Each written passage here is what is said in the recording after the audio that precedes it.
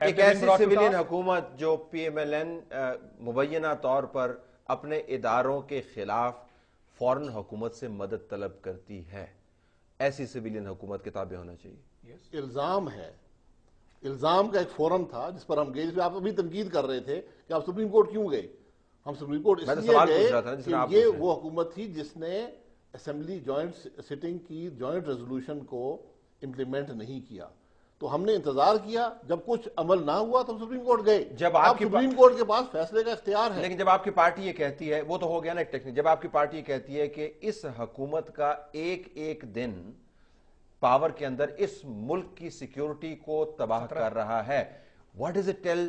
یہ کس قسم کا پیغام آپ دیتے ہیں پھر آرمی کو؟ اور خود آپ نے کچھ کرنا نہیں ہے، جب آپ نے ترمیم پاس کرنی ہوتی ہے آپ ان کے ساتھ ہاتھ ملا لیتے ہیں. ہم نے ایک ایشو کو ایجیٹیٹ کیا. اب ہر ایشو کو ایجیٹیٹ کر دیتے ہیں نا. ہمارے پاس کوئی تلواریں نہیں ہیں کہ ہم چڑھ دوڑیں گے پارلیمنٹ پر. یہی پارلیمانی نظام ہوتا ہے کہ لوگوں نے الیکٹ کیا، اب ان کو بھگتنا پڑے گا بدقسمتی سے، معذرت سے. اگر آپ فوج کی تبدیلی، یعنی کوئی بھی چیز سے تبدیل چاہتے ہیں، دیکھیں فورمز موجود ہیں. آج کنٹینٹ پروسیڈنگز ہوئی ہیں پرائم منسٹر کے خلاف، تو اکاؤنٹیبلٹی کا یہ پروسیس شروع ہوا ہے. دیکھیں جس ملک کے اندر جمہوریت چل نہ سکے، کبھی فل سٹاپ ہو، کبھی کاما ہو، کبھی ISI جمہوریت چلا رہی ہو، کبھی فوج چلا رہی ہو، وہاں یہی چیزیں ہوں گی. یہ وہ خرابیاں ہیں جو ان فل سٹاپ اور کامے کا نتیجہ ہے. نہیں جی، اس میں باقاعدہ اپوزیشن کا کام ہے. جب یہ خرابیاں ہو رہی ہوں تو ان کو آپ چیک کریں. آپ کے خلاف یہ لوگوں کی شکایات ہیں کہ 4 سال سے کہ ہم پارلیمنٹ میں ڈیٹ کرتے ہیں، سڑک پہ کرتے ہیں اور سپریم کورٹ جاتے ہیں. آپ کا پوائنٹ کیا ہے جی؟ آپ کیا کہہ رہے ہیں کہ ان کو نکال لیں اور نکال کے پھینک دیں؟ آپ کے اندر ادارے ہیں، آپ کے پاس آئین ہے، آئین کے تحت آپ تبدیل کریں، نو کانفیڈنس کریں. میں یہ کہہ رہا ہوں کہ جوڈیشری جس کے اوپر سب کو اعتماد ہے، اس کی ڈیسیژنز امپلیمنٹ نہیں ہوئی. آپ کہہ رہے ہیں جی کہ جو خود ٹاپ پہ بیٹھ کے جوڈیشری کی، یہ دیکھیں یہ فوج کی ڈیسیژنز تو نہیں ہے، جو اس کو امپلیمنٹ نہیں کر رہے ان کو کوئی چیک نہ کرے، ان کو کوئی چیک نہ کرے. لیکن یہ بڑا جو نیشنل سیکیورٹی، جو قومی سلامتی کا بڑا معاملہ ہے، وہ اسی بحث میں تو آ کے پھنس گیا ہے. اسی میں پھنسا ہے. دنیا بھر سے توقعات پاکستان کے دوستوں کی یہ ہیں کہ یہ ملک اپنے گرد پھیلے ہوئے خطرات کو نپٹنے کے لیے کوئی لائے عمل بنائے. اور دنیا بھر میں جو دشمن ہے پاکستان کے، وہ تو چاہتے ہیں کہ اس ملک کی نہ سویلین حکومت کام کرے نہ ملٹری انٹیلیجنس کام کرے.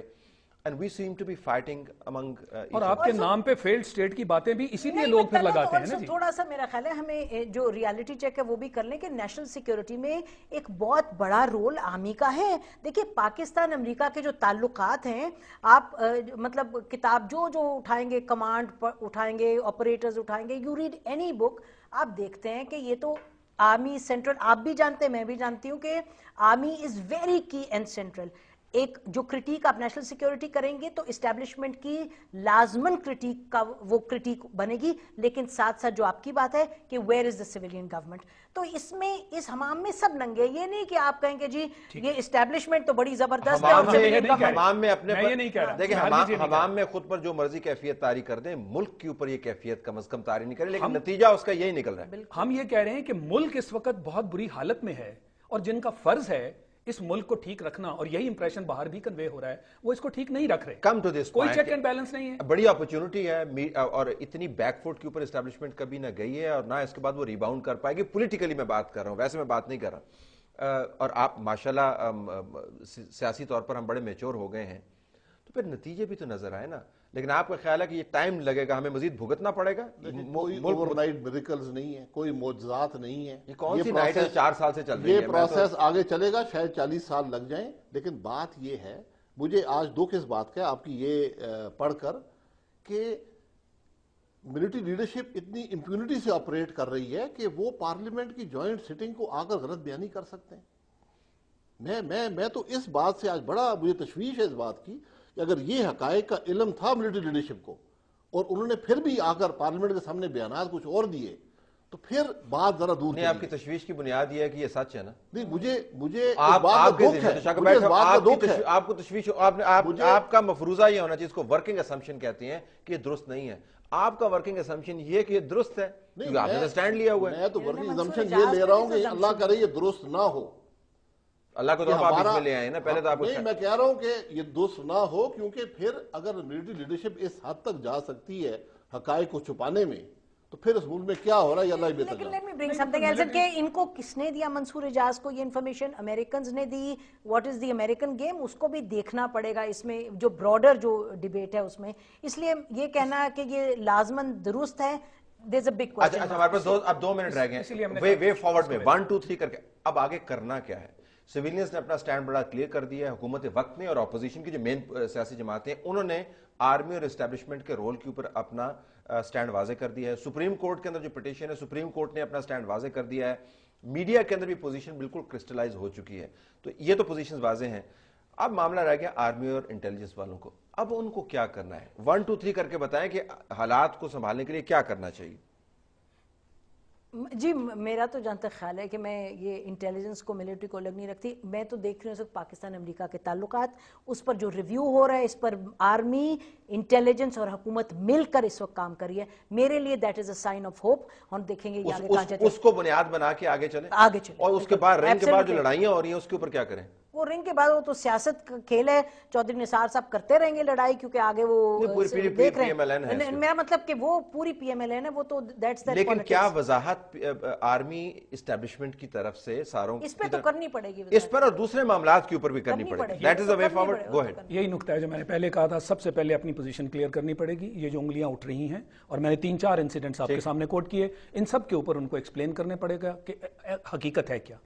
دوسری بات کہ یہ تحفظات لوگوں تک پہلے آپ ان کے سیٹل کریں اور اس کے بعد یہ حکومت کو بھی اس چیز کا احساس کرنا پڑے گا. اور میں یہ سمجھتا ہوں یہ پولیٹیشنز کا کام ہے پارلیمنٹ میں ان کو احساس دلایا جائے کہ جب آپ کو یہ شکوہ ہے کہ اسٹیبلشمنٹ آپ کے ساتھ کوآپریٹ نہیں کرتی تو پھر آپ بھی اپنا قبلہ درست کریں.